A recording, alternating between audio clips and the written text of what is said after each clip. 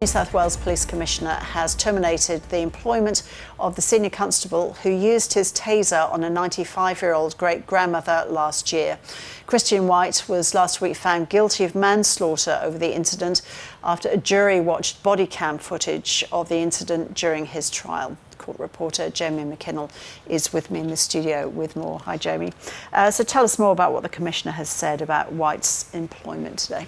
Well, today Karen Webb has issued a brief statement about the termination of the employment of 34-year-old Senior Constable Christian White. Now, this move was not entirely unexpected. We heard the Commissioner last week after the outcome of that Supreme Court trial. She gave some comments to the media saying that there were legal processes which needed to take place as she considered this move under the Police Act of 1990. Today she says, "I have determined that I do not have confidence in the officer's suitability to continue as a police officer, and in line with that legislation this move has been taken." The Commissioner also added that she's removed him from the New South Wales Police Force and that he has been advised through his legal counsel. And the Commissioner also said she has spoken to the family of 95-year-old Clare Nowland, who was involved in this incident, and advised them as well of this decision.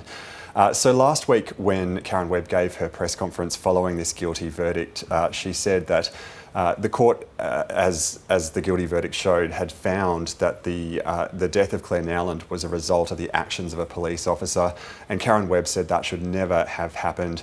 This trial went for about a week and a half, and Christian White attempted to argue in his defence that he was performing his duties as a police officer.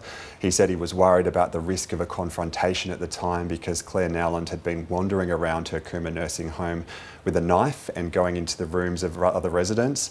But the jury also saw that CCTV that we were just watching and the body cam from Christian White himself, where he tried to warn Clare Nowland several times to put the knife down or stop moving. And eventually he was recorded on that body cam saying, "Bugger it," and shooting her with the taser. Clare Nowland then fell backwards and hit her head and died nearly a week later. So the jury's verdict really represented a rejection of his defence and a finding that his actions in that situation were not reasonable and were perhaps excessive. And where are the court proceedings up to, Jamie? Well, White remains on bail for now. He has a sentence hearing coming up in February, so for now he is free to go about his business and spend time with his family or whatever he wants to do. But that was at risk as of last week because the Crown, following this verdict, was making a detention application in court. They were trying to argue that a custodial sentence was inevitable for Christian White, but the interesting thing about manslaughter charges are that they can produce an extraordinary range of sentencing outcomes, all the way from a 25-year maximum as a jail sentence right the way down to a non-custodial term. So it really depends on the circumstances of each case.